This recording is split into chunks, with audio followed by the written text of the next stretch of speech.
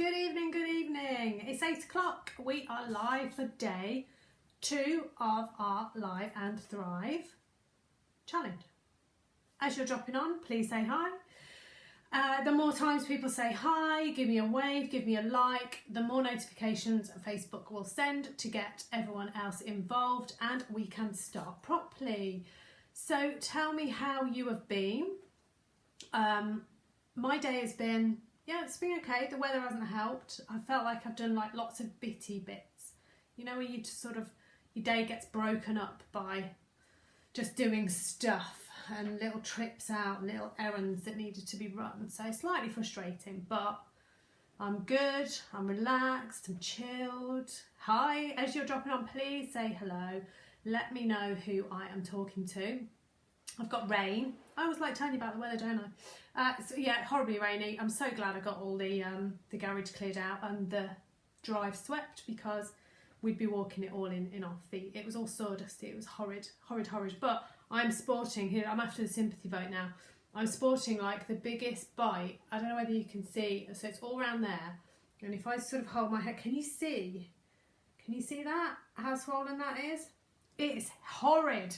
So I have to really try hard not to rest my arm on the desk because it's like, it's proper throbbing, and that's a mosquito bite. I've got another one on my ankle, which is literally puffed my ankle up so I can't bend it. Horrid. Antihistamined up. Anyway, this is not a medical live, is it?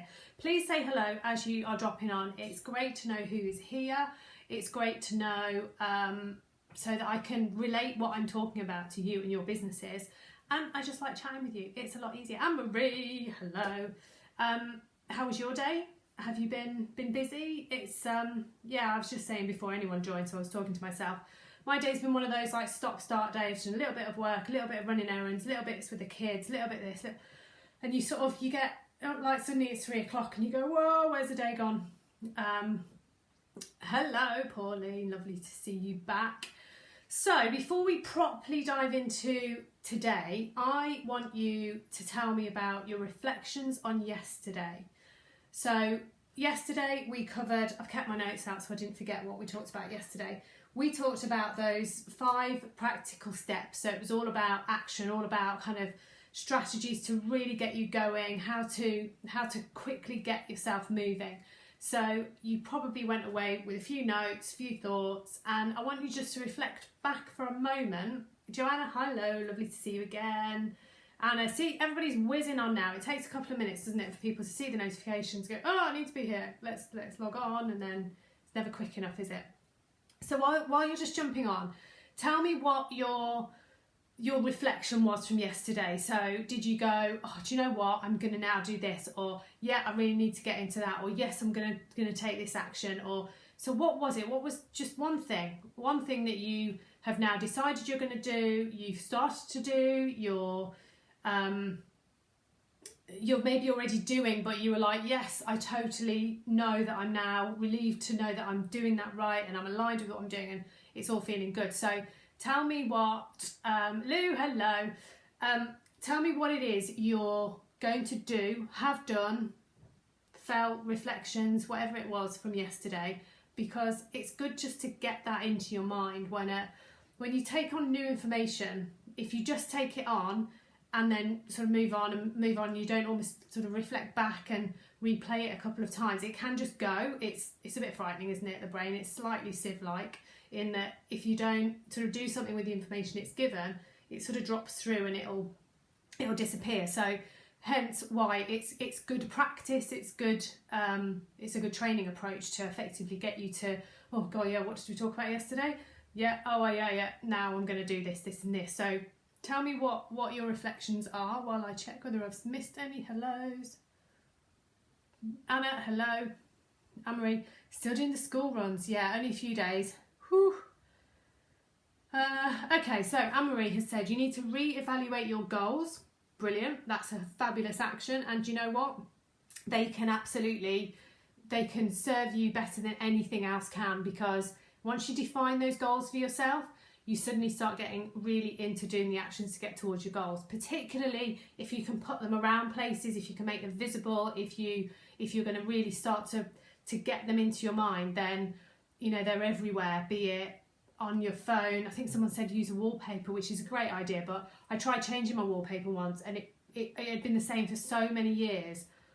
You know, it's just what you're used to seeing. I almost didn't see it until I changed it, and it properly messed with my mind. But great thing that's always in your hand. So yeah, putting something on your wallpaper so you see it regularly.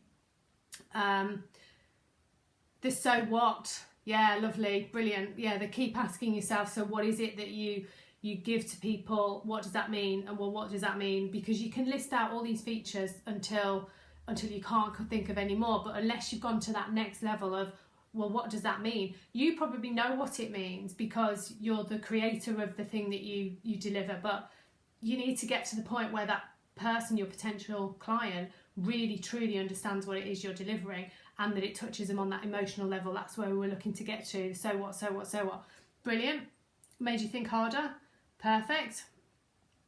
Looking into different yes, Joanna, woo, yes, life coaching courses, fabulous. She's gonna do it. She is gonna do it. Love it. Okay, that is fab news. Just one word of caution. Just be cautious that doing courses, and it's very easy when you sort of change angle with your life, and I totally did this at first. I thought, right, I'm going to go into coaching, I need to train, I need to this, I need to the other. I already had the skills that I needed to do the thing. I just needed to tweak them. I needed to know how to get my message to the world. And actually, a lot of the training that I went on early days, I don't really use. The most effective help that I got was this. It was the business piece. It was the, okay, how do I make it into a business? How do I take my message out there? As opposed to that sort of almost like academic. So it depends where you are and where you're coming from in terms of your previous experience, but there's sometimes the mind gremlins, those hideous sort of put you off your stride voices in your mind go, okay, to do that you're going to need to go and retrain and do that, you're going to go need to learn that, and you're going to need to, they're just trying to put you off. So just be mindful that if that's what you want to do, have a little think about what you've got already in your kind of tool bag and life experience. Could you coach now? You know, could you sit down and have a conversation with someone that is going to help them? If so, you're kind of 9/10 there, aren't you? You're good to go with it. But no, brilliant news. Really chuffed that you're going to look into that. You use Samsung Notes. Okay, so this was to record your goals, to make it the so what. Oh, brilliant. I'm glad the so what's sticking with people. It's so simple as well, isn't it? It's just one of those that I almost want to be that annoying voice as you're writing something. You know, I'm thinking about how I market my message and how I take that to the world, and I'm writing it, and then you write this great statement, and then suddenly I pop in your head going, so what? So what does that mean? So what does that mean? Fabulous, good stuff. So there was plenty to get those grey matter going, and there will be more from today. So take a breath. We have got tons today. So what this effectively is, again, the best bits of the masterclass that I did, I think it's probably 2-3 weeks ago. But you know what? Every time I deliver these, they're very slightly different because I have done something else for myself, I've done something else for clients, and the message slightly changes because I'm not scripted, as you can probably tell. So it comes out as it comes out. So we might end up going down a little avenue.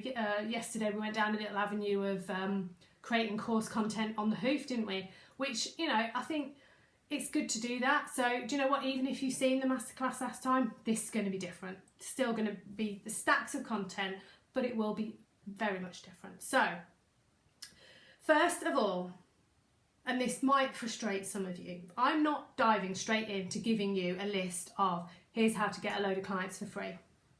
Oh no, as everyone starts disappearing. Why am I not going to do that? Because that's what today's about, isn't it? It's how do I get clients for free? Do you know what? Because if I did that and it was that obvious, like everyone would do it, wouldn't they? They would just sit and go, right, well, I'll go and pluck that client from there and that client from there, and it won't cost me anything. It is not that easy. So actually going and finding the clients is the last stage of a process. And the previous stages are actually probably more important than the going out and getting the clients and finding them and pulling towards you. So it's almost like we're starting on the I don't know how can I compare it. You can't dive straight into like a trilogy, a film, on the final episode, can you? Bit Star Warsy, that, isn't it? I don't mean it to be. But you wouldn't watch the last one. You wouldn't just dive straight in, because you'd watch it and you'd go, okay, but there's parts of it that don't fully make sense. You're perhaps not fully connected with the characters, whatever it is. So we need to do the other 2 films first. I'm liking this. It's growing as I'm speaking. See what I mean? It's different every time. So your first stage, your very first film, where we all kind of meet each other and we start establishing who's what and how it all hangs together, is actually all about the characters. This is a really good analogy, actually. So it's like I'd rehearsed it. Our first stage is your ideal client. Now, some of you may have come across this ideal client concept before. Some of you might be scratching your head thinking what she's talking about. Everyone's an ideal client. If they're willing to pay me, they're an ideal client. No, okay? No, let's start with that. Your ideal client is a person, okay? They are somebody who has something that you can help them with. They are somebody who you're going to be able to, through whatever it is you offer, you are going to be able to help that person. You're going to be able to take them through a process, or deliver something to them, or assist them with something, or take them from a place where they might be struggling but they don't even know it, to a place where their life is better, more fulfilled. They are a single person. I'll say it again. So the easiest way to consider who this person is to literally give them a name. So let's call my ideal client Jenny. I hope I've picked a name that's nice and neutral, doesn't kind of picture too many, because it's weird, isn't it? Once you give somebody a name, it, like, you've got all these memories about people that, oh no, that person bullied me at school, or that person was like a proper like swat and I never liked them, or, neutralise Jenny. Jenny is my ideal client. And what I then do is picture Jenny as a person, and I build all sorts of things around her as a person. So, what age is she? Now, when I ask lots of people, who are you aiming your business at? They'll say, well, men, women, they'll pick 1 or 2 normally. And they're between like 25 and 55. Really? It's like, you can't talk to a 25-year-old in any of your marketing messages in the same way as you talk to a 55-year-old. Not if you want it to genuinely resonate with them, because they're like a million miles away from one another in where their life is, where their priorities are, probably even where their kind of core values are. They're probably different because they're miles away from one another. So if you pick something, if you pick your messaging and pitch it that it bridges the gap between those 2, it's frankly not touching either of them, because the 25-year-old's going, well, what are they on about? That's not me. And the 55-year-old's also doing the same. So, it's hit nobody, has it? That sort of waffly message around, well, I can help everybody between this age and this age. So pick one age, one single year, because they can't be. They're only one person, so they can't be between 25 and 55. So what's their age? So I'm going to pick one. My Jenny is 42. So now what? Okay, right. So I know that Jenny's 42. Well, how does that help me? It helps me because I can get into Jenny's head. I can understand more about Jenny than Jenny does. That is the idea. It's about getting into their psyche of how they tick, what makes them buy, what makes them excited, what creates frustration in their life, what makes them angry, what makes them want to kind of go out and party, what is it about them and their life, because that's different for every age group. It's different for every type of person. So stay with me, because we're going to build and build and build this. So start thinking about your person, because I'm going to ask you to describe them. So Jenny is 42. That's what I said, if she was 42. She is a mum. She is a mum, and she has young children. So, okay, again, you're thinking, well, why does that matter? Because the service that you provide is just to Jenny. So why does it matter whether or not she's got kids? And why does it matter whether or not they're 6 or they're 26? Well, again, I'll tell you, because the Jenny that is the mum of a 26-year-old has got an extremely different life than the Jenny who has got a 6-year-old or a 6-month-old. So knowing that Jenny has I'm going to pick a 6-year-old, because that kind of clicks for me. Caroline, hi, lovely. So Jenny is 42. She has a 6-year-old. Okay, what else? Does she work? Does she not? So for me, yes, she works. She has a job that she travels to every day. She works in an office. She manages a small team of customer service representatives. So at the moment, she's managing them remotely, but normally she's in the office with the team, kind of keeping them right, getting the escalated queries, helping to manage the objectives of the business, things like that. So that's who Jenny is. But Jenny also is harbouring a deep-seated passion that she's thought about for years and years about running her own business. She would love to be a coach. She knows that she's doing coaching as part of her daily life with her team. She's coaching them to develop them, but actually she'd really like to be doing this for herself. So in her spare time, when she's not being a mum, a wife, an aunt, travelling and all of those things, she's also doing her own research. She's starting to think about how she would present herself, what she would offer, could she even possibly, and she's dreaming about this on a really regular basis. So when I create my message, because stay with me, we're taking this through the journey, we're still in the first of our 3-part trilogy. When this story begins to play out, I can create I can create a piece of copy or a message or something to Jenny which is absolutely just for Jenny. So I can say, I recognise the struggles of having young family and balancing a job and this and the, so I can really, really connect in with how she's feeling. And she knows that I have, because I've really thought about what her day might look like. I've really thought about how emotionally she must feel struggling with this sort of conflict of, but I've got a family and I've got certain financial constraints, and I've also got this desperate desire to do more because I don't like the commute. I don't like picking the children up every night at 6 o'clock from nursery and rushing to go and pick them up. All of these things that are happening in her life, I can describe because she is a genuine person. She's one single person. Now let's use the flip side. If I said, well, actually, anybody who's considering starting a business at some point, or maybe they're 6 months into starting a new their own business, they're between 25 and 55, they're a woman, and they hope to earn somewhere between 30 and 50,000 a year. If I'd left it that broad, how am I supposed to then create a message which really, really, truly touches that person? I can't, because I don't understand the lives of those people. I can't attempt to imagine who those people are. But when you can absolutely talk to that emotional side. So it's right back to when we talked about the selling yesterday.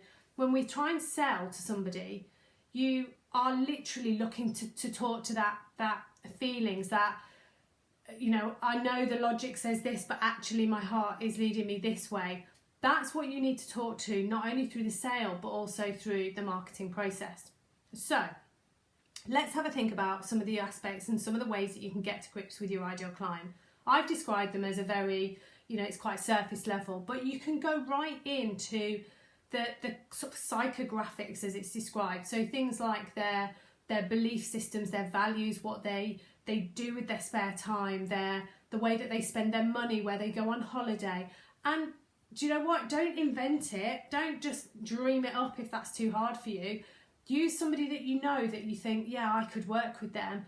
Use someone that maybe you knew or you still know, or change their name if you have to. But you don't have to just invent this person. If you're not very imaginative, then don't. Pick it on somebody that you can kind of model, or you could combine 2 or 3 different lives.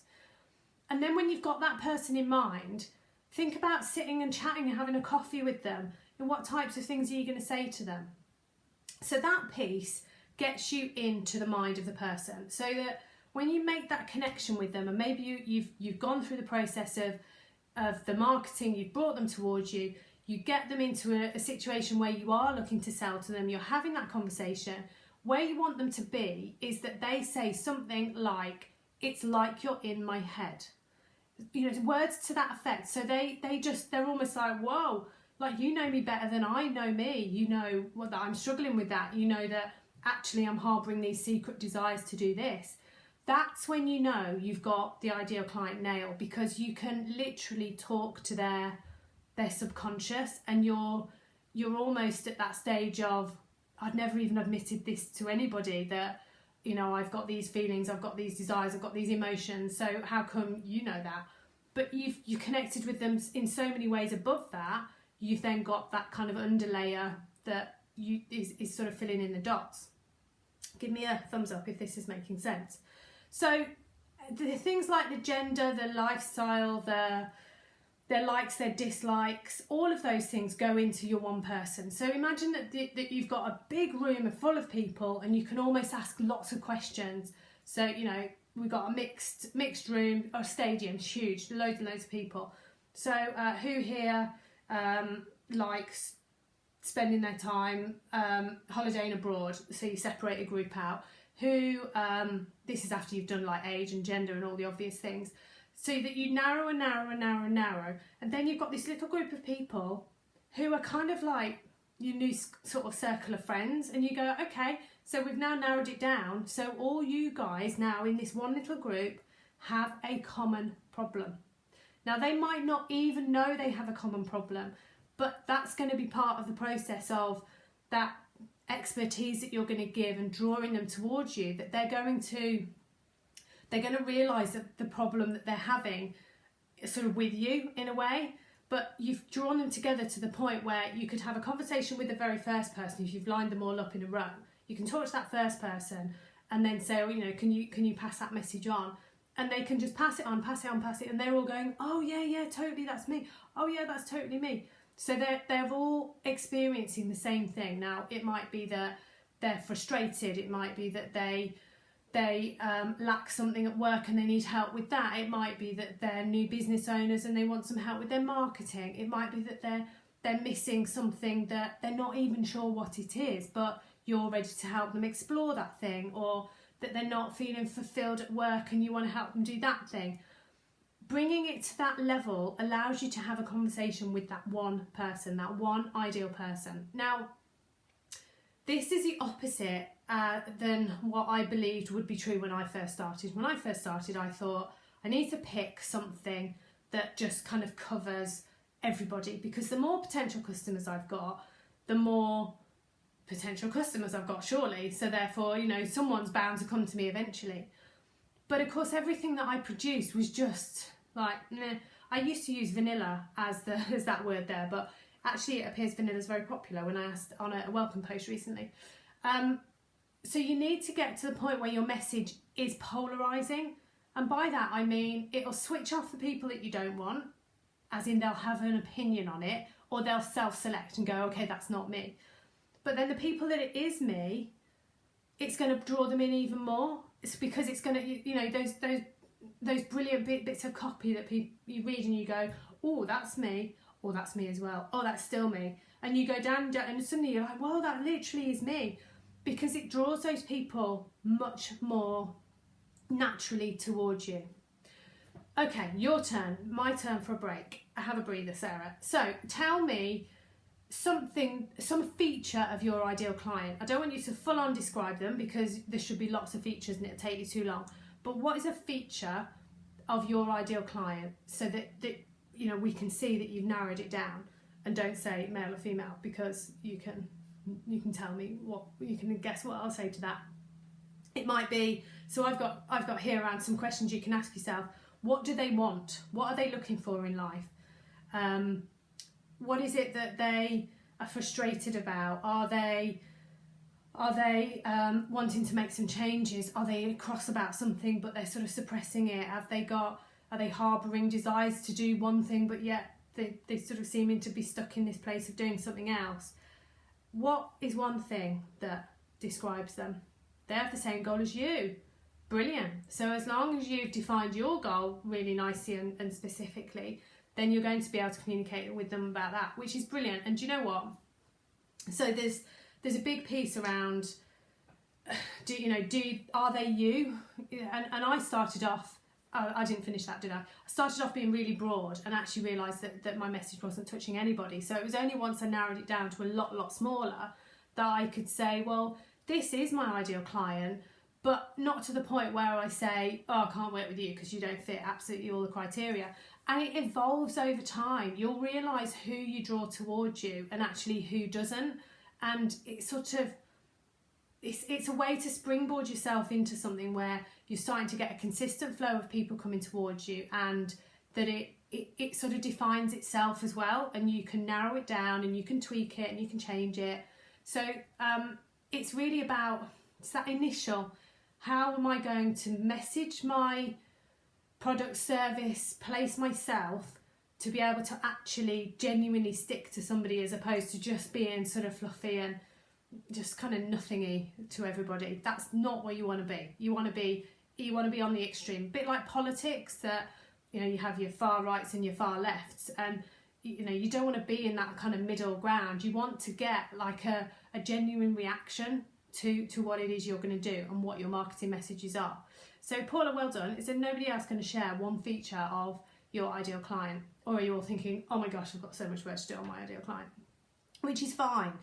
Do you know what? If you do that piece of work, you are miles ahead of what a lot of people will do, because so many people, this is kind of what we touched on when we started yesterday. You have all these great ideas and you go, yeah, I'm going to do this. And then you kind of go at it all keen and all guns blazing, and then wonder why the clients aren't coming. Very few people go back to this basic level to actually profile these people and to really genuinely give it some time. But it is amazing how it will serve you. The other piece that you can do as well when you're working through this exercise, if it's partly you, then fine. If it's partly somebody that you know, or a combination of a few different people, is almost think about the opposite person. So the person that you really know you don't want to work with because of whatever reason it is. It might be your values, it might be that you'll have a personality clash with them, you can't relate to this type of person. Because actually creating almost like the anti-ideal client can clarify the ideal client, because most characteristics have an opposite, don't they? So for me, I wouldn't want to work with someone lazy. I've got a bit of a thing about the perception of laziness. So if I said, right, what if I sort of thought somebody indicated that they might be lazy, I'd be like, oh God, no, that's just not going to work, because I'll get frustrated and the relationship just won't work. So for me, the opposite is then the characteristic that I'll look for. So enthusiastic, driven, proactive, positive, all the opposite to lazy. Can you see how that can help? So if I need to slow down, don't I? I'm doing like 100 words a minute. Are you all keeping up? Hopefully. So if you're in that, oh God, I don't know, think about what you don't want, because that's often easier, isn't it? I don't want that, and then flip it on its positive, because that'll start to come. And then as that starts to come, add a bit more detail, and who are they, and what do they like doing, and what are they doing now? Are they sitting watching telly? Are they going for a run in the rain? Do they have a dog? Do they this? All of that stuff kind of gets it. The negative can often get you going. So Anne-Marie said, Steve, nice, age 40, has opened a new sales office selling finance products. Boom, that's your expertise. Yeah, nice. He has a family, 2 teenage boys, and he needs to know he can rely on his VA or PA to get on with his weekly tasks. Yeah, absolutely. So then we talk about the emotional connection, didn't we, yesterday, about getting down to that so what. So when you're selling and when you're positioning your message for Steve, actually what he probably needs is for that stuff in the office just to kind of do its thing, because having 2 teenage boys is a lot of mental and probably financial strain on him, quite honestly. So he needs to know that stuff's being dealt with so he can concentrate on his home life. And being able to create that story around, are you too busy to spend time with your family, and asking questions. Is it this? Are you this? Are you the other? You've kind of nailed that person to yes, that's me. Oh my gosh, yes. Oh, I've not admitted that, but yes, that's totally me. Okay, brilliant step. Right, so that is the first one. The next one then, which is now our second in our trilogy, second story. So we've done lots of character building, we know all about this person. We feel emotionally connected because, do you know what? First part of any film tends to run in the same process. It's all about the character, isn't it? And films that don't tend to get that connection, they don't bother with that bit. They just kind of throw you straight in, and you're supposed to feel empathy and all of these things for the characters.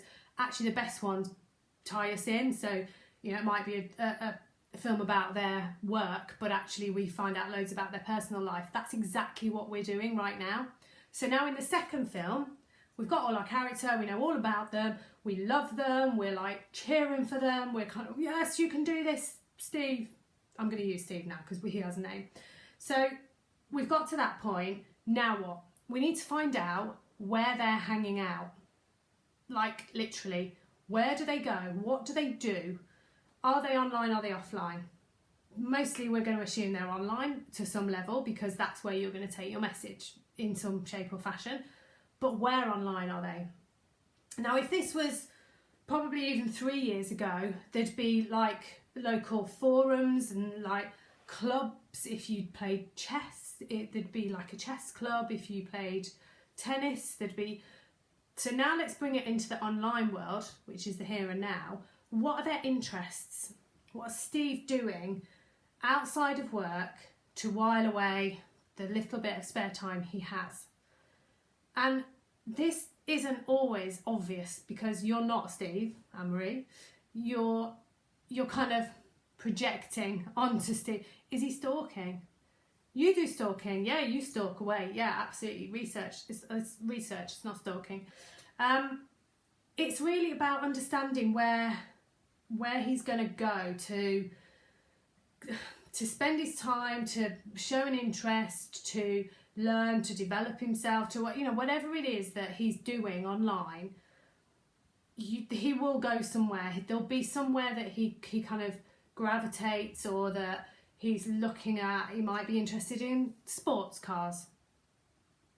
No, let's do Formula One. He might be a Formula One fan, and there might be like a forum for Formula One where he goes and he gets involved in the chit chat. And okay, so suddenly you've got a hook, haven't you? You've got an area that he's congregating. That's the beauty of online, and it doesn't matter whether we're talking Facebook or any social media. There's like little pockets of congregations of people who have a common interest. So all of you guys are here because you're growing, establishing a new online business. That's why you're here. That's what my group is all about. So there's lots of us. There's lots of these groups that do the same thing. And it doesn't take long for one person to end up being some part of 10 or 20 groups, because it gets really clever, doesn't it? Facebook particularly. But the same is true of Instagram and of all the social medias, that there's pockets of people developing, and be it through like one person and then you get loads of followers, or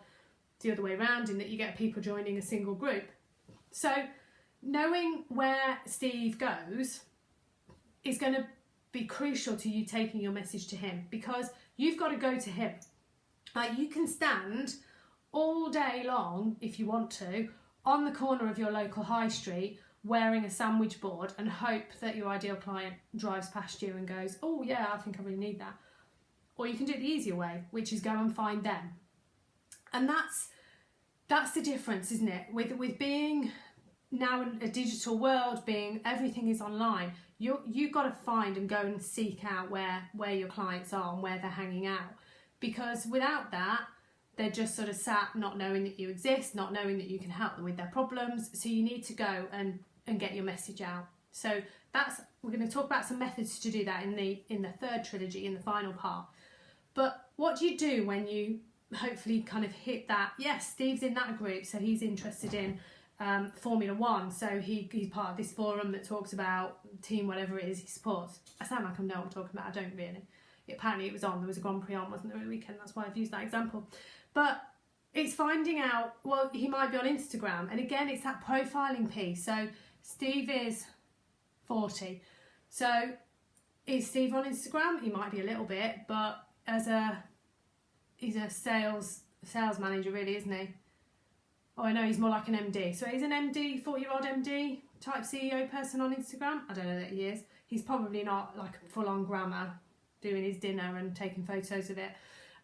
He's more likely to be on something like LinkedIn, probably, or in Facebook to a point. but you can define, you know, you do your research, you find out where these people are, and it's kind of that getting yourself into their world a little bit more. So not like jumping with 2 feet, because this now will touch a nerve, and I get proper on my high horse about this. It's not about going into these places where you expect Steve to be. You think Steve's hanging out in this particular forum, you join and go, right everyone, I'm here, here's my offer. No, horrid. But it happens all the time. I'm sure all of you see it, and it doesn't matter what platform it's on or wherever it is. Like, Steve's not going to buy that because you've just turned up on his doorstep going, here you go. It is literally like someone sort of just teleporting themselves onto your dinner table, and while you're trying to eat your dinner, just kind of telling you all about their offer. And do you want to buy it? Do you want to buy it? Well, no, they don't want to buy it. You have to do it in a way that you've built that trust and built the knowledge about you. So, you know, you kind of pop up when he's out cleaning his car. Right, Steve, how's it going? See, there's a race on at the weekend. Yeah, it's good. You know, I'm being extreme in this, but people do it. And the other one that really gets me at the moment is they friend you. They look to try and friend and connect, and then you friend and you're like, oh, okay. Like, I accept pretty much everybody now, unless it's obviously not somebody who's likely to be my ideal client. But I'll accept, and then like 2 seconds after you accept it, here's my thing, do you want to buy my thing? I'm like, whoa, hold on, no, not really. Again, that's not the way to do it. It's about being there to genuinely prove your worth, to prove that you know your stuff, and then to build the relationship.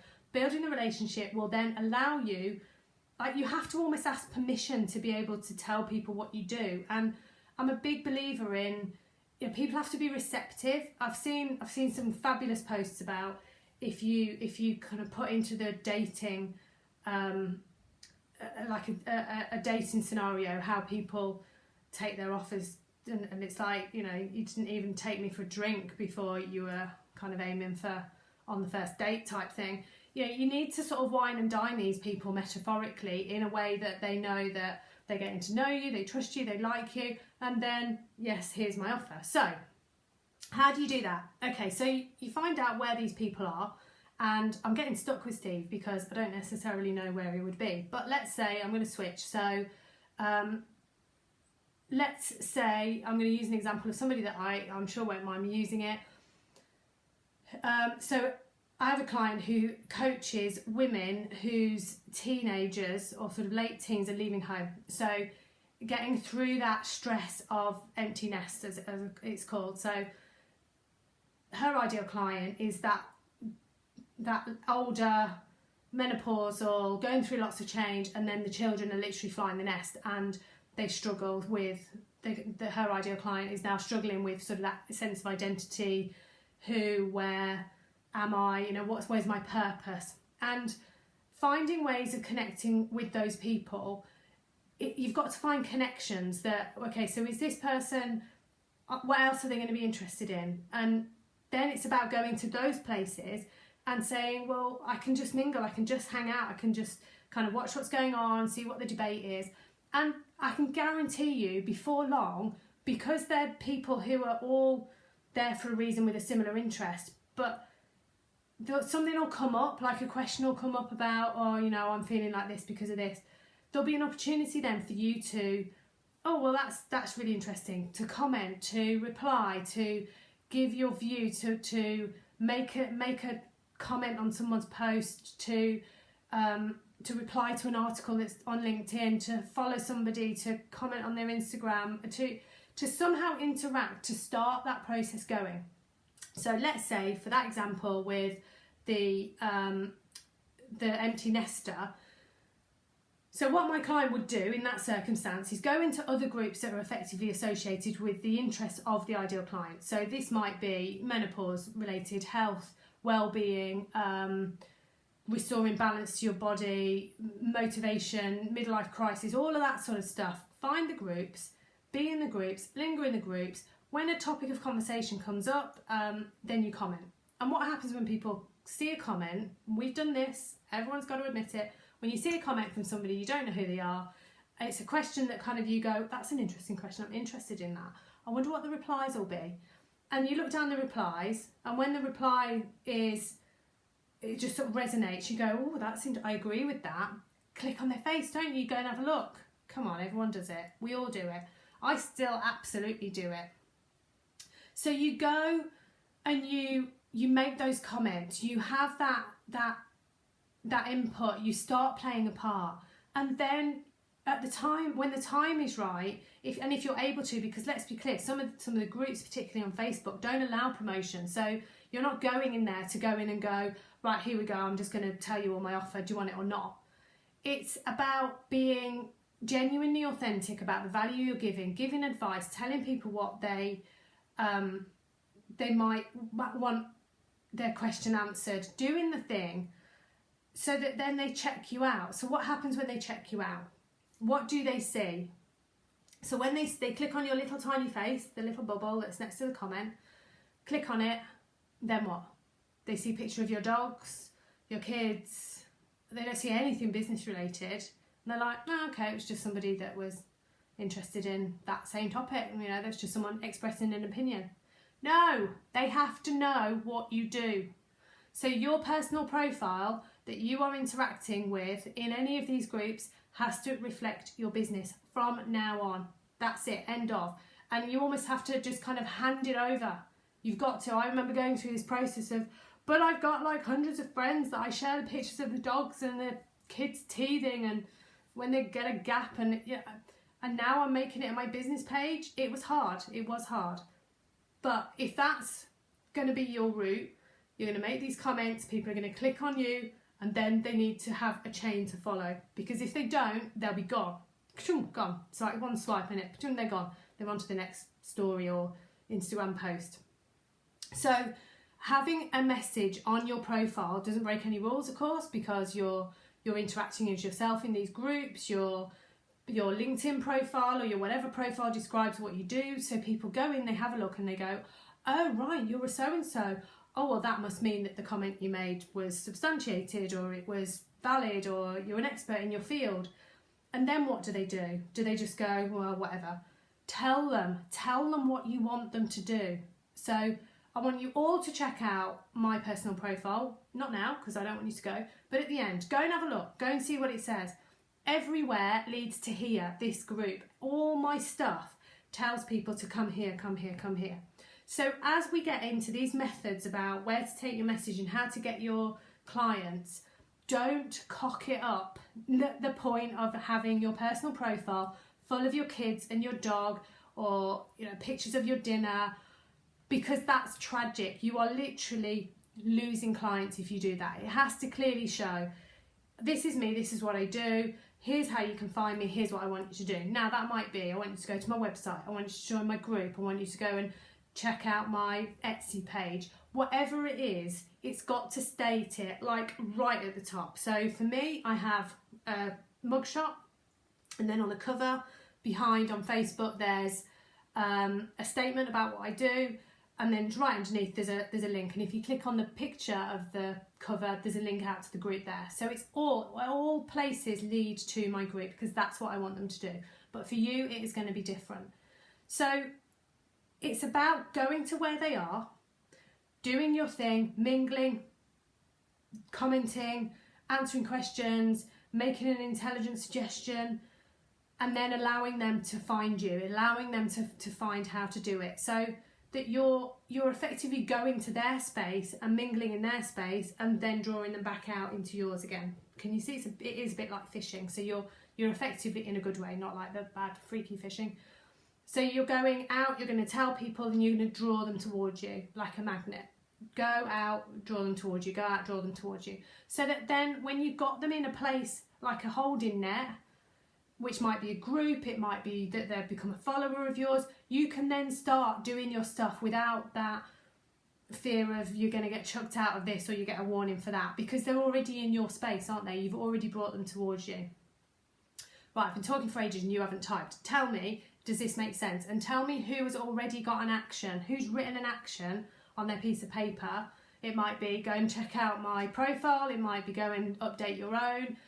And the other thing is all your social media platforms should be the same as well. So it's no good having one that's absolutely, it's amazing, it's so up to date, it's just, you know, couldn't be better. And then I could look at you on another media platform and it's, well, hang on, that doesn't look like the same person, because people they will look on both. So they need to reflect the same message, and you can of course swap people between if that's where you want people to go, but make sure it's consistent. So Tracy, hi. What's your action? Tell me what your actions are so far while I read Anna's comment. Oh no, I've missed some. Anne-Marie, all good. Excellent examples, good. Reverse psychology, yeah, it is. Anna, right. Jenny, you've been thinking about this for a while. Tired of working full-time hours at work, running from work to home, having no family time, massively missing the best time with her 2 kids, yeah. She dreams about working less hours, have extra income. Yeah, love it. She needs someone to pick them up from school. She's asking friends. She dreams about extra. Yeah, beautiful. Yeah, really good. I love how you got Anna onto that emotional side, that connection with her family, the influence that it's having with everybody in her life, the impact. Really good. So come on, tell me what's an action so far, because now we're getting on to the final trilogy. Just checking out mine. Uh-oh.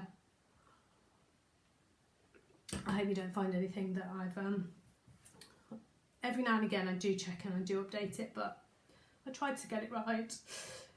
So what's your actions? We're about to go into the proper meaty, where are you going for these here's the routes, free of charge, you can go and find them. New goal, start changing. Okay, fine. I wouldn't say that's a goal, because that's a kind of action off a goal. Your goal is more like ensure your consistent message across all your social media platforms, make it measurable by the end of the week, you know, make it, this is an action that's going to fall out of this, because actually part of your goal is the client attraction. This is the bigger bit. You sent me a screenshot. Oh no, well, I hope that's not mine. Okay, are we ready? Pens at the ready. So these methods can be used all together. You could blast them all. The thing that they will cost you is time, your time. However, you need to be smart with your time, and you need to find ways of repurposing what you create, because there is no way in the world that you can effectively use your time to be everywhere all the time. You just can't, and it isn't an effective use of your time. So there are ways of repurposing what you do across so many of these different ways, and I'll tell you that as we go. Platforms make a clear message. Yeah, so your Pauline saying show some of my achievement. Yeah, absolutely. Yeah, it's your space, isn't it? If someone's come onto your page, your whatever it is, it's yours, isn't it? Use it. Don't let it go by. Now, so this is one word of warning. It might just need, if you've got some friends in your group, which some have, that you know are going to make some sort of comment and might just sort of blow it.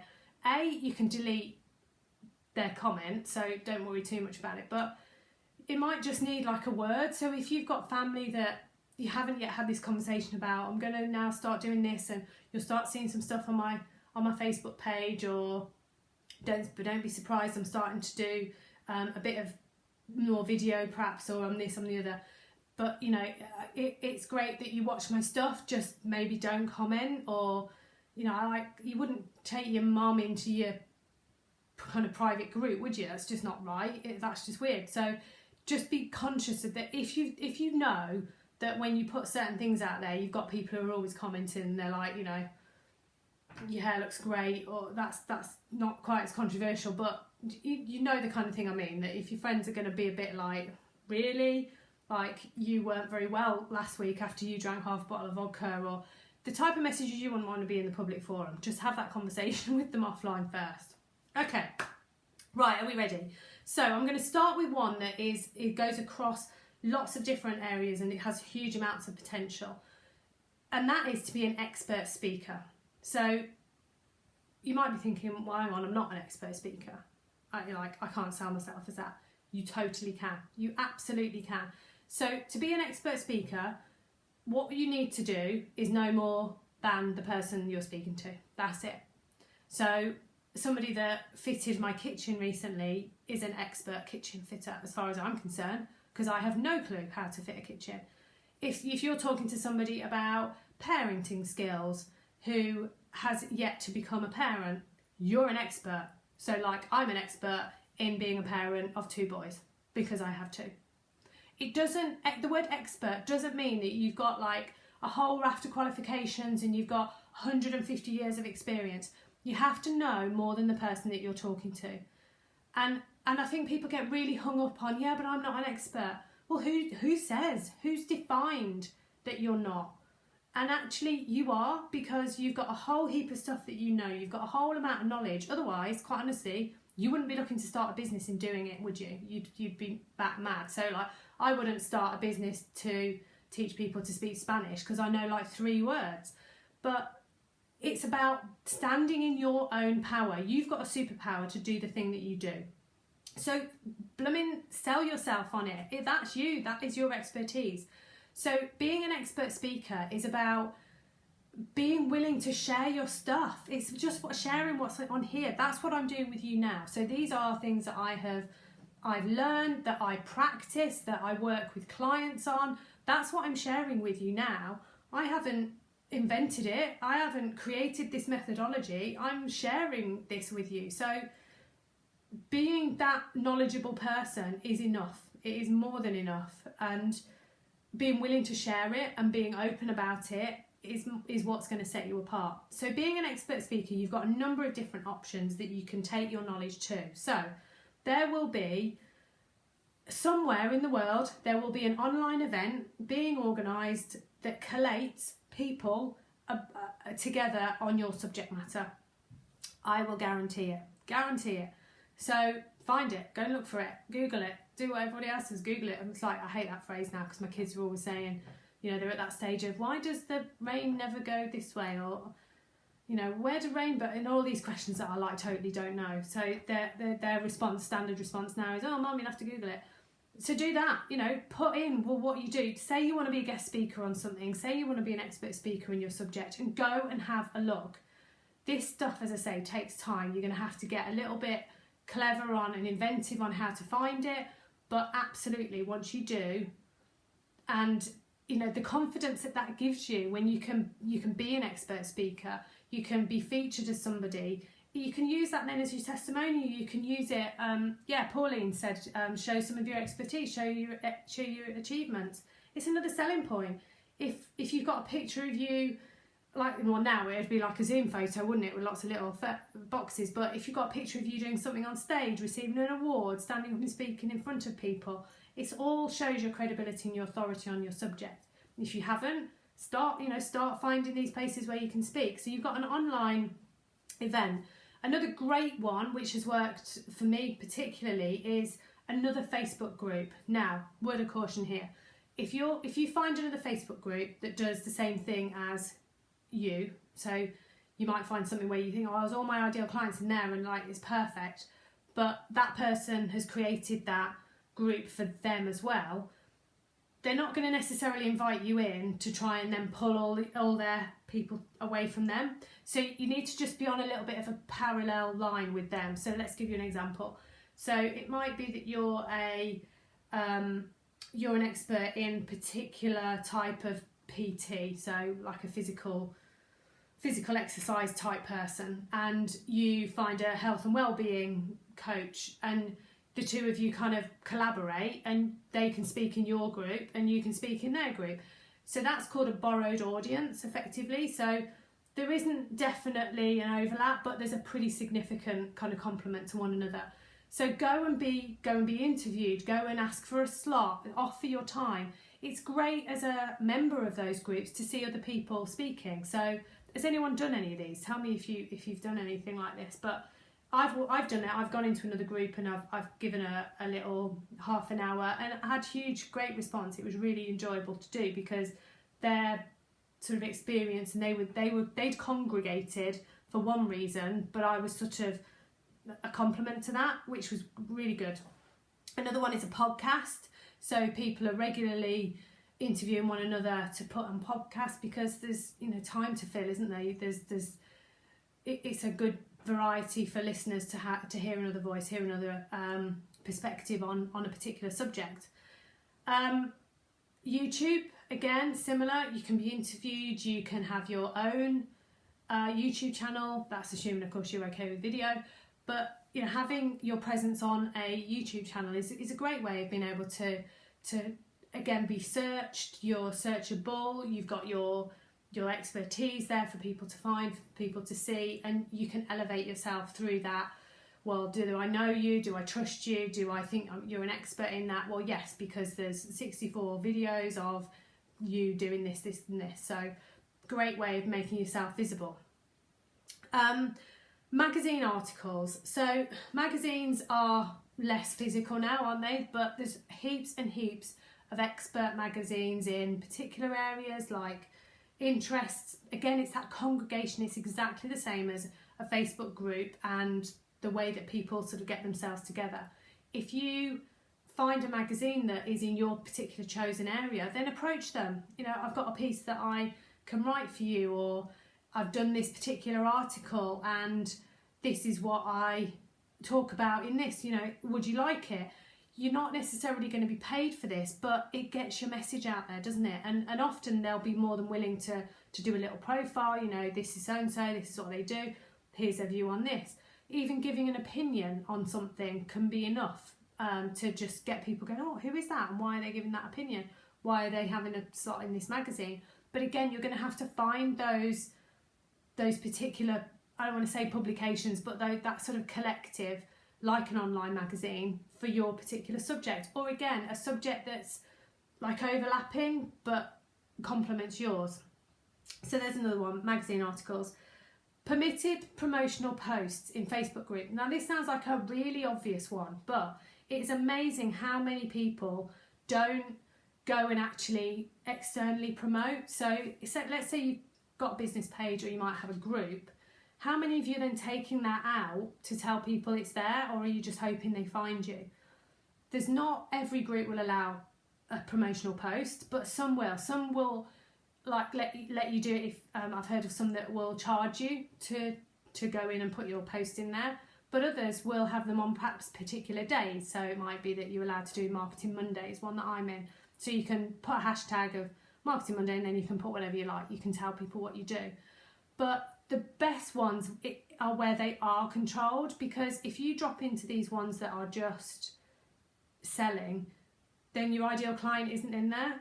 So we go, you know, right back to our first stage of, you've got to know that your ideal client's in these places before there's any point to it.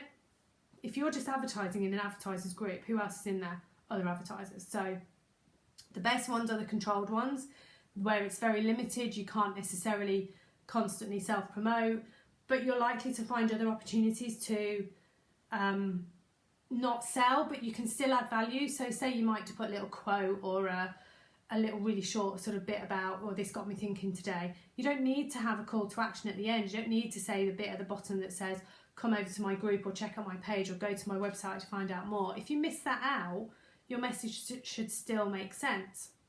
Okay, next one is a follow train. Have you heard of this? So this is, and again, I think it goes across platforms, where someone will start something, they'll say, here's my group, I'll join your group if you join my group. And it's always a like for a like on a business page, or a follow for a follow, or whatever the LinkedIn version is. Again, that works in terms of getting your volume up and getting your exposure. You might end up with more people in your group, but just a word of caution around something like that is that, again, are they your ideal client? So would you rather have 10 of your ideal and work a little bit harder for them, or would you rather have 100 and actually you're not really sure who's in there? You've just ended up having to join another 100 groups that you didn't want to be part of. So it works for some, particularly works for some where you've sort of got the pyramid process if you just need exposure to what you do. But again, it can work really well for some. Podcasts. So before we go to do podcasts, because you haven't typed anything for a while, who here is comfortable on video? So give me either a yes or a no. And if you're comfortable with them, are you doing them regularly, I guess is the next question. Well, I have a slurp of orange and reposition. I went for a bike ride again this morning and my bum, again, so sore. I did about 10 kilometres. So sore. I love being out in the fresh air and the exercise bit, but got to sort out the saddle. So who likes doing videos, and who, if you do like them, is doing them regularly? No, says Pauline. Not happy with videos. Come on, who else? Who's doing them? I bet most of you are no's. Oh, Anne-Marie. Yes, but you don't do them. Okay. Getting there. Fabulous. Oh, I've not gone and touched mine. Sorely poorly by it. Not everyone saw this. I'm going to have to share again. So that humongous big red mark there, and if I put it in profile, can you see that? That is a mosquito bite. It's like I'm growing like a third arm or something, isn't it? Blooming mozzies. Okay, right. No one's else going to tell me because you're shy. So I'm going to take that as a no. So when you get comfortable with video, there's all sorts of additional places you can put them.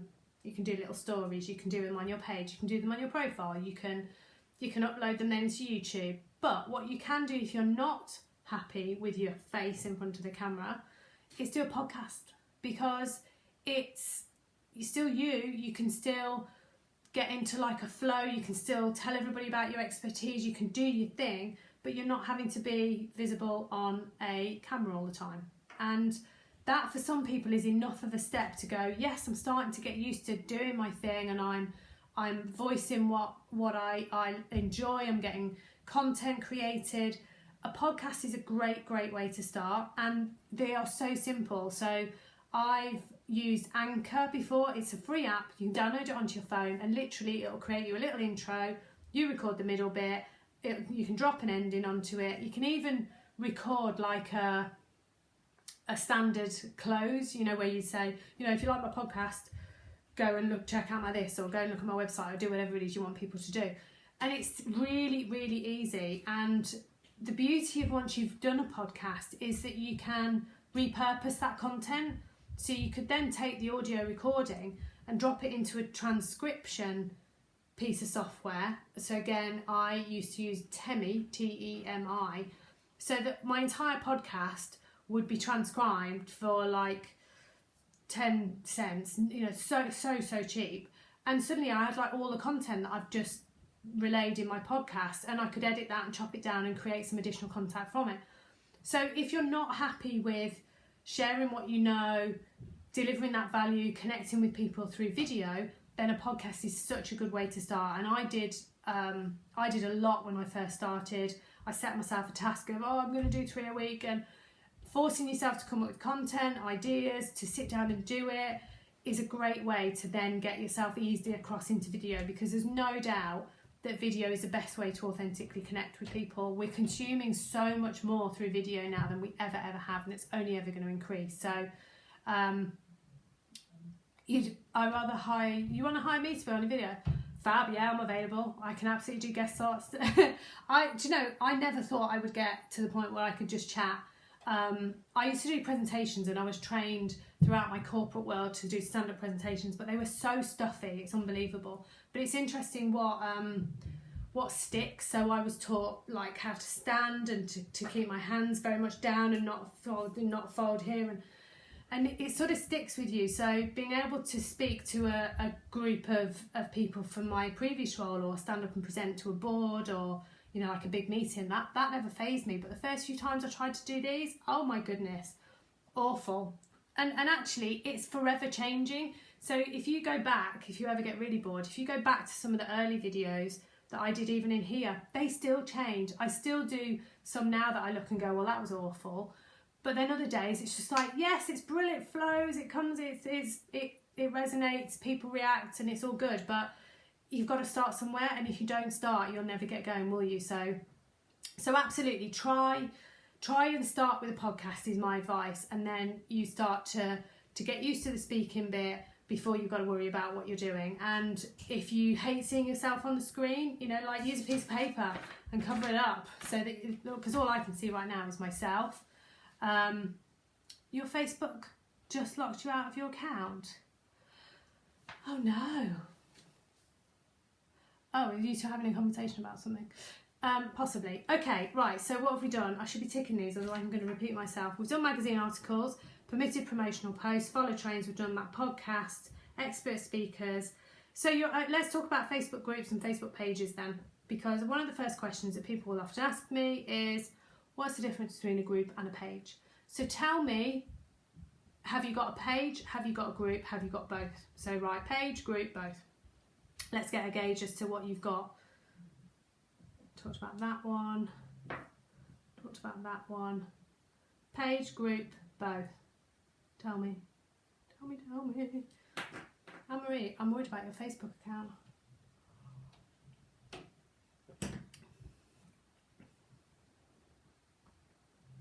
It's very slow. I think my children are going to bed. Bonus. 9 o'clock. I hope they are. Okay, right, it's taken ages. Or either that or you're not going to tell me. I bet you are, but it's just taken a while. Right, let me describe what the difference is. So, a page, first, let's start with that. A page is your shop window. Page, bonus. So a business page is something, I had one but deleted it, okay?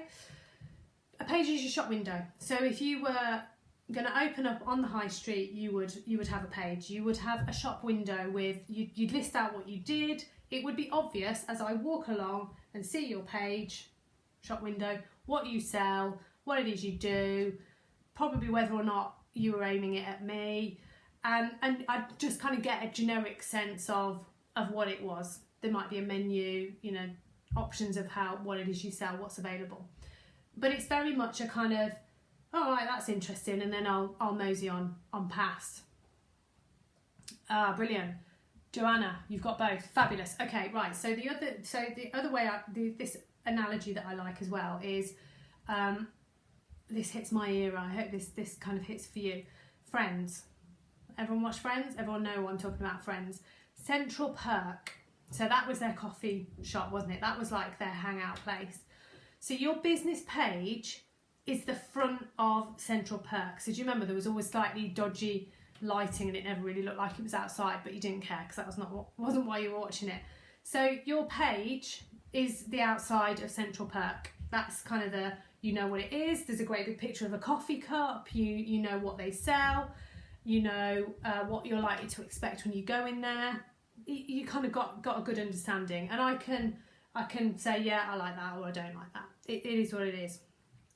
A group is when you go inside the coffee shop. So your Facebook group is where you're bringing in those people who have that common problem. So for going back to Jenny, my ideal client, yeah, it was Jenny. We've used a few during today. So going back to Jenny, I want Jenny to walk past my business page and go, oh yeah, oh actually, second look, that's interesting. I'm really interested to know more.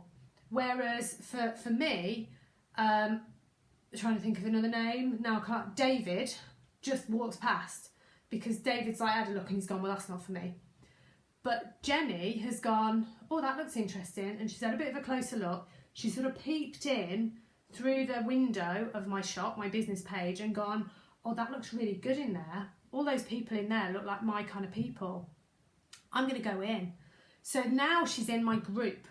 So all over your business page, again, it's that call to action. Where do you want them to go? What do you want them to do? So for me, it's in here. It's coming to this group. For you, it might be go to another page. It might be go to Instagram because that's where you do all your thing. It might be go to a website. It might be go to a shop. Whatever it is, your thing, your page needs to clearly state what you want people to do. So when you take them into your group, they're now like in your landing net. So they're in that sort of holding area. But all of these people now start having a common problem. So they can strike up conversations in Central Perk with other people that go, you know, you start off with oh, how was your day? Yeah, it was all right. So in Anne-Marie's, Steve's in your group. He starts up a conversation with someone. Yeah, how was your day? Oh, yeah, manic, like so busy you wouldn't believe. and the other one goes, oh geez, so was mine. Totally relate to that. And he's like, yeah, and I've got to really be quick to get back home because I've got 2 teenage boys and the other one goes, oh, and me, tell me about it. And you've built a community. So it's because they have this common interest, and your group then becomes a place that you can show up knowing that the people that are in that space are there because they have something in common that they're looking for support on, they're looking for your expertise on. Think about why you are here. Why are you here tonight at 9 o'clock at night still listening to me? You're here because I'm providing something to you which is going to be useful for you. You don't know each other. You all have no idea who the other of you are, and yet you're having these conversations. There's conversations goes on the wall about, I've come up with this question, and like you answer each other. You've created a community. Does that make sense to you, the difference between a page and a group? So let's go to Joanna's question, because really you just need to give me a like or a thumbs up or something and I should see them. What content goes on each? So it's totally your choice, totally up to you. It's all your bag. It depends on how and where you want to show up. So your business page needs to keep telling people what it is you do. So let's say you've got a particular offer, you've created something which you're selling for a short period of time. You need to put that on your page like you would on a window. Sale now on, limited time offer, blah blah blah, whatever it is. You just like on a shop window. That's going to need to go on your business page. But on your group, that's where you go deeper. That's where you go much more into that emotional connection, and this is how I can help you. Tell your story, tell people who you are, describe what it is that you do and how you help people, and be genuinely there for them, because that is why they are there. They're there just for you, particularly for anything that's a kind of real emotional service or product that you are offering. They want to connect with you on an emotional level. So show up as often as you can, be you, tell them who you are, let them in a little bit. There's a video on here, probably even last week, where I did a little tour of my house because I was sure people were so sick of hearing about my wretched kitchen refit. I thought, I'll show you what they've done. And then I showed you the training for the Business Launchpad 555. So there was a connection, but people want to know, they want to make that connection to whoever you are and how you show up and what you provide. So treat your group like the inside of that coffee shop, and share as you want to. The business page, tell them the promotion. So you can double up, but for me, the business page would be more surface. Your group is where you go really deep. Does that help? Does that answer the question, Joanna? Fab, we're rocking and rolling. We've only got a couple more. Okay, so we've said content post with a call to action. So that is where you effectively write a piece. It might be a little, here's a tip, here's something I've come across, this is what I want to share with you. And then you include something at the end. So your something at the end is, go and check out my latest blog, go over and join my mailing list, go and this, go and the other, whatever it is that you decided on your call to action. Put it on to the end. So you can put that on your personal, on your business page, on your group page. You can have a slightly different sort of focus across them by just changing a few words, missing out a paragraph, whatever it is. But wherever you're allowed to use it, put a call to action. Don't leave it for people to guess. When you're not allowed, because you're maybe in someone else's group, be more cautious.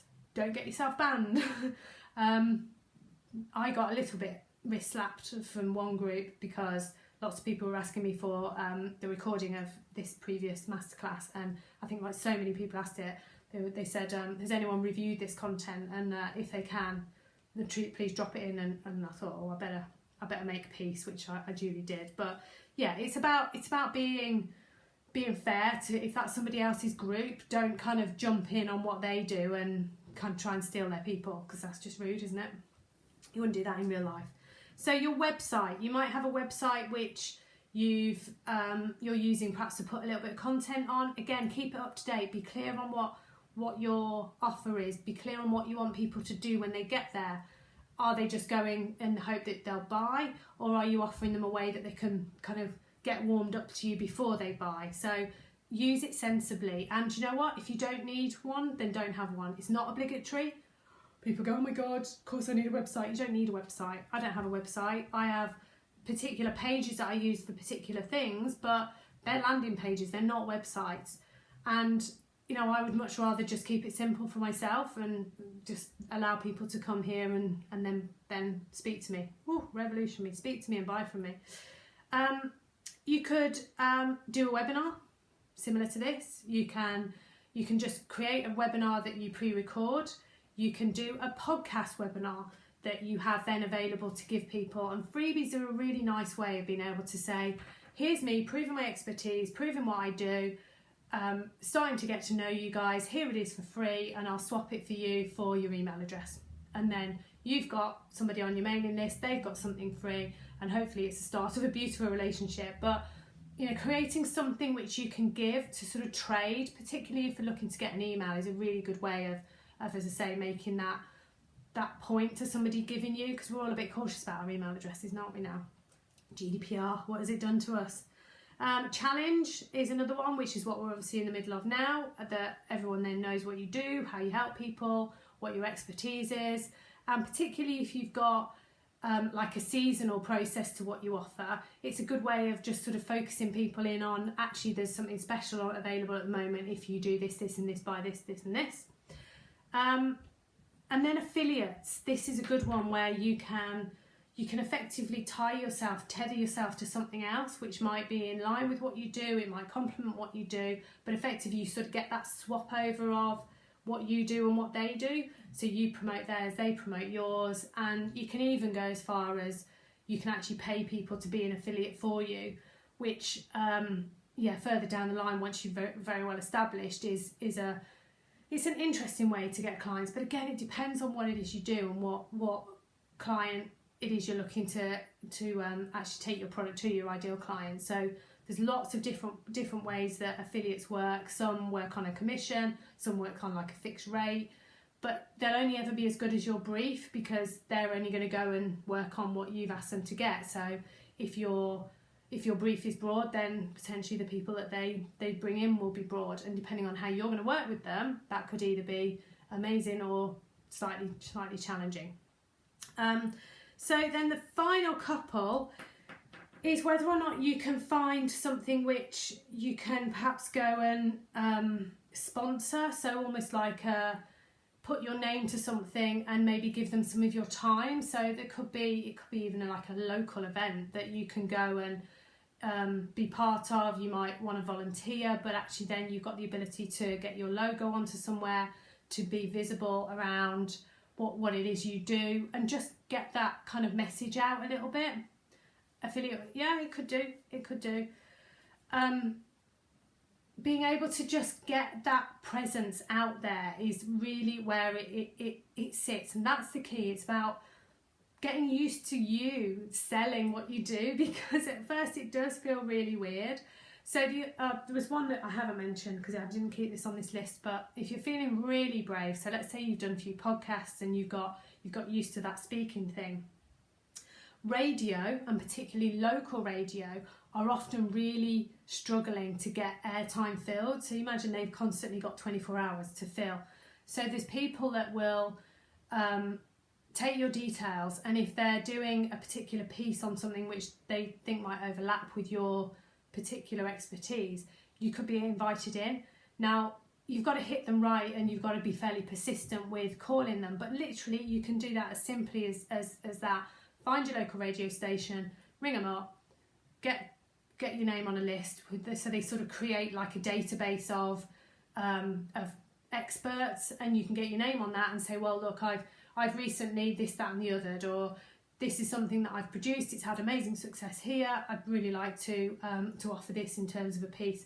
Particularly if it's, you know, something particularly in the news, or, you know, you've got to be quite inventive, haven't you? So ring them, here's me, this is what I do, come and interview me, or I'd love to have a guest slot. It's about getting your name out there, because do you know what? Then once you've done that, you use that all over the place. You put it on your bottom of your emails, you put it on the all across your banner that you've been featured on this, you've had an article in this because it gives you that credibility. So for that person clicking on you, like, oh, they must know what they're talking about. They've been interviewed on the BBC, or they've been in so-and-so expert magazine. We all like to see those types of things because it makes us trust that person that little bit more. Okay, that is my list. Checking I've ticked them all off. Yes, it is. So out of all of those, I want you to tell me which one you are now going to do. So you can't go, oh, well, carry on what I'm doing. What are you now going to do that you haven't done before? Tell me for you, for your business. It might be one where you've gone, I've never thought of that, or I've never even heard of it. I'm going to go and find out about it, and I'm possibly going to look at doing that. So tell me what that is. So I'm going to wrap up this section by just literally 3 final rules while you're telling me those, and I'm going to go back to read them. So your new rules, and these should be daily. Oh God, daily routines. You need to be visible.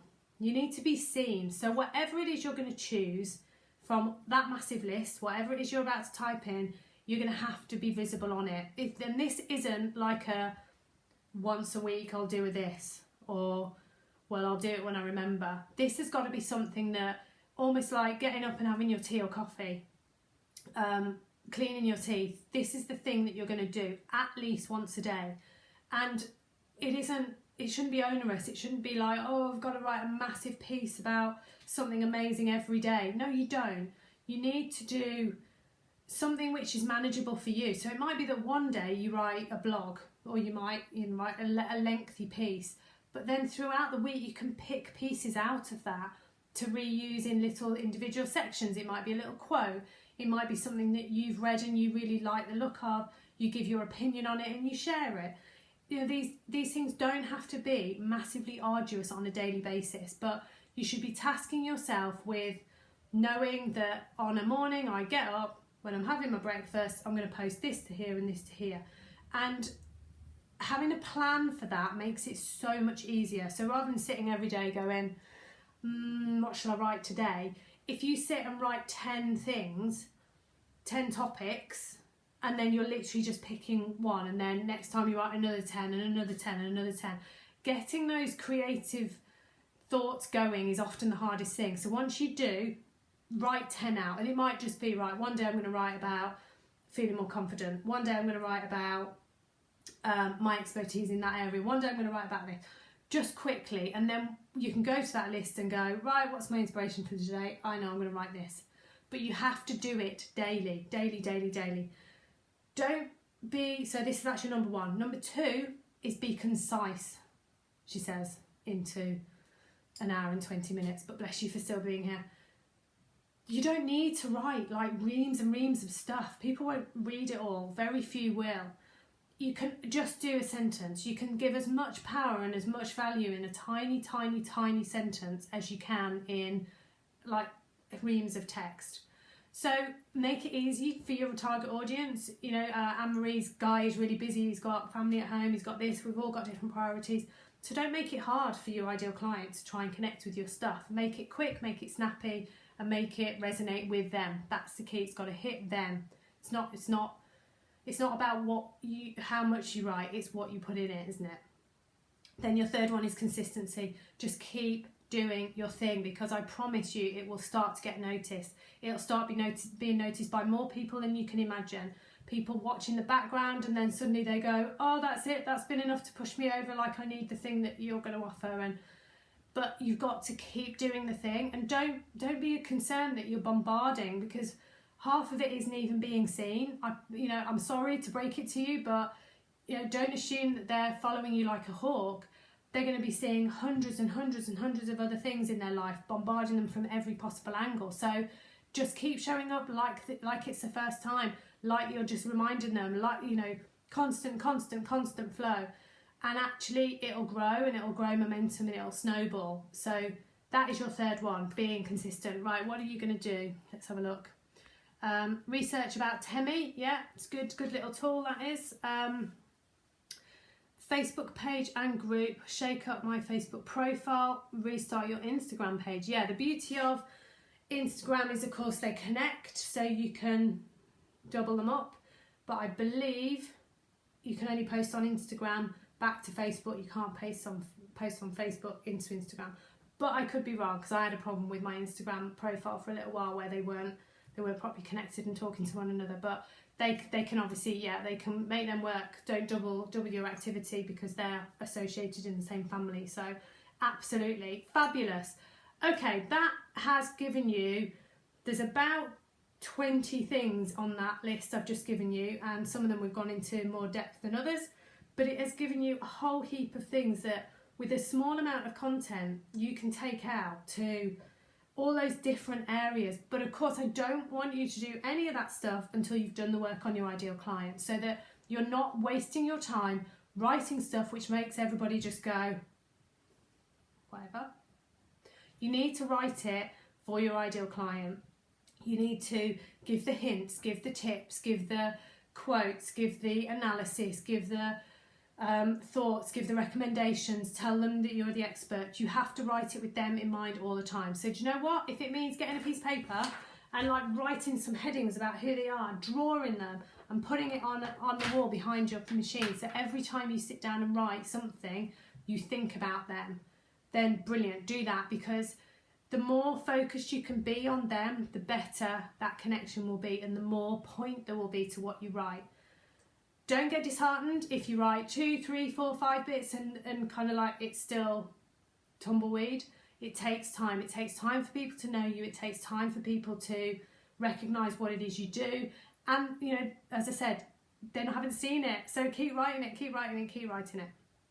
Okay, I shall let you go when I tell you my final reminder about the Business Launchpad 555. So I need some more people to get me and Anne-Marie and the other lovely ladies involved properly into depth on getting their business started. So we are starting next week. So enrolment for this will stop. It will cut off. My diary is only open until I think 12 o'clock on Saturday to have a call to find out whether you are right for me and I'm right for you to come into this program. It is 5 weeks of group coaching, 5 topics, 5 weeks, 5 different calls. There are additional options in there if you're thinking, well, it's just not enough, I've got too many questions. There are additional options available to you as well to upgrade with one-to-ones, with constant contact throughout the program with me, so you can ask me a question at midnight and see if I'm awake still. But it is the perfect place to start, that if you've got all the ideas, you've got the enthusiasm, but you've also started to get some frustration kicking in, thinking, I can't make this work, it's starting to get to that point where I'm worried it's just never going to happen and I'm going to have to go back to another job. Or if you're so early days, you're just thinking, I'm overwhelmed with where even to start, then this is a great place, because we're going to structure the methodology of working yourself through the process of establishing a business which is going to start getting you clients. Because until you do, you've probably got a really expensive hobby. So yes, there is an investment in there. It's £555, but there are payment plans available if that is too much of a stretch, because loads of people say to me, can't stretch that far, I need to get my first client first. But do you know what? This could mean the difference between getting that client and not.